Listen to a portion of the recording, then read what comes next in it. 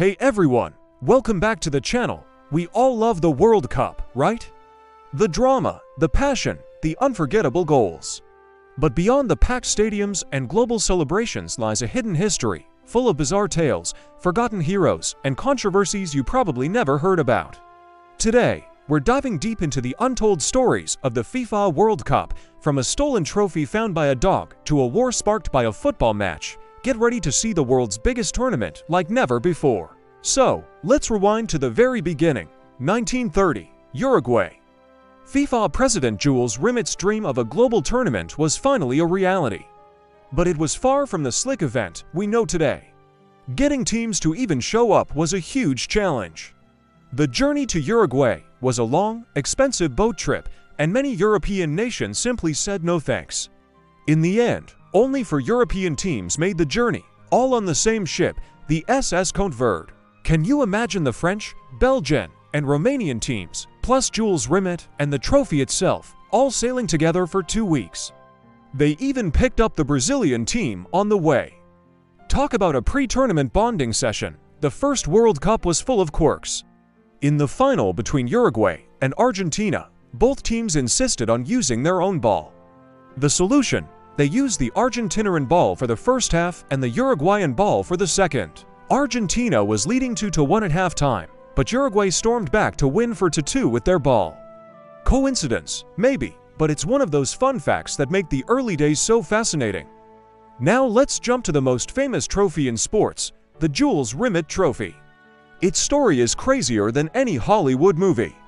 It was originally named Victory, but was renamed in 1946 to honor Jules Rimet. During World War II, the trophy was hidden under a bed in a shoebox by FIFA Vice President Ottorino Barassi to keep it safe from the Nazis who were hunting for it.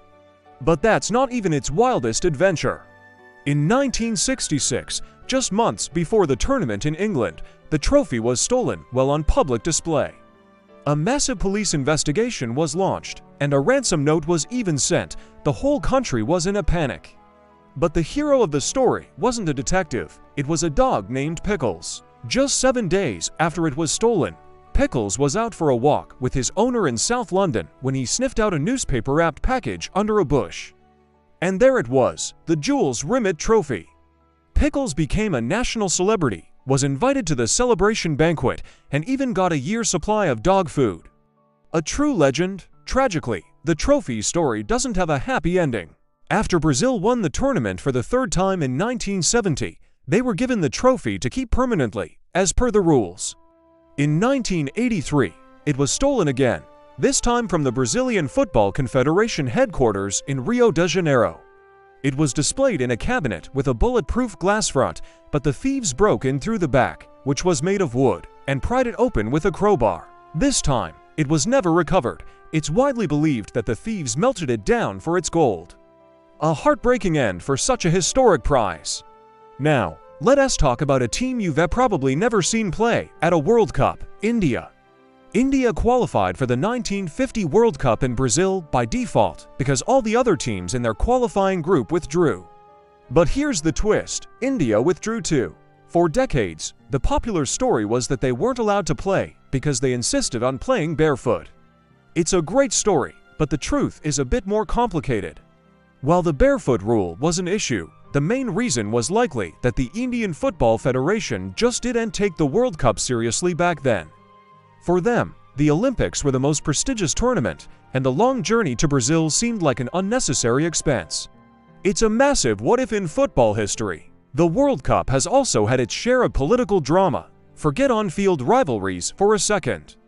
The 1970 qualifiers between Honduras and El Salvador were so tense that they led to a brief but brutal conflict known as the Football War or the 100-Hour War.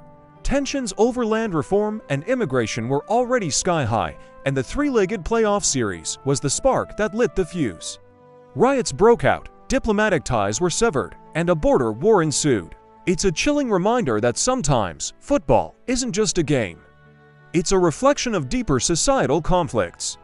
Another controversial moment came in 1982, in a group stage match between West Germany and Austria. This match is now infamously known as the Disgrace of Gijon, Here's the situation. If West Germany won by 1 or 2 goals, both they and Austria would qualify for the next round, knocking out Algeria, who had played their final match the day before. West Germany scored in the first 10 minutes. And for the next 80 minutes, nothing happened. Both teams just passed the ball around with no intention of attacking. The crowd was furious, waving handkerchiefs and chanting "Fuera, fuera," meaning out, out. It was a blatant, unspoken agreement. While it wasn't technically against the rules, it was against the spirit of the game.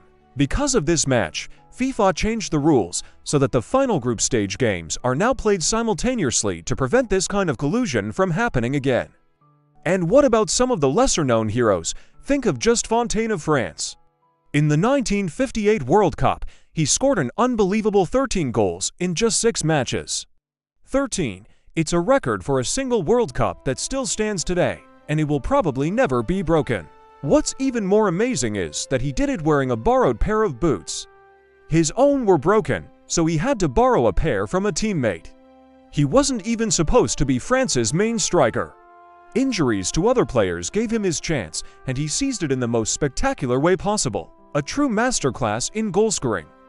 And then there's the story of Mwepu Ilunga from Zaire, now the Democratic Republic of Congo, in the 1974 World Cup. In a match against Brazil, Zaire was down to 2-0. Brazil won a free kick in a dangerous position. As the referee blew the whistle for the kick to be taken, Ilunga sprinted out of the defensive wall and booted the ball upfield. The world laughed, thinking it was a hilarious moment of cluelessness from a World Cup debutant. But years later, Ilunga revealed the truth. It wasn't ignorance, it was a desperate act of protest. Zaire's dictator, Mobutu Sese Seko, had threatened the team, telling them not to lose to Brazil by more than 3 goals. Panicked and wanting to waste time, Ilunga did the only thing he could think of. It was a cry for help on the world's biggest stage, completely misunderstood at the time. From a trophy-finding dog to a war sparked by a qualifier, the history of the World Cup is so much richer and weirder than we often remember. These are the stories that happen in the margins, the tales that shape the tournament in ways we don't always see on the pitch. They remind us that the World Cup is more than just a football competition. It's a global event that reflects our triumphs, our flaws, and our shared humanity. What's your favorite piece of World Cup trivia or untold story? Let me know down in the comments. I'd love to hear them. Thanks so much for watching, and if you enjoyed this journey into football's hidden past, don't forget to hit that like button and subscribe for more deep dives into the sports we love. See you in the next one.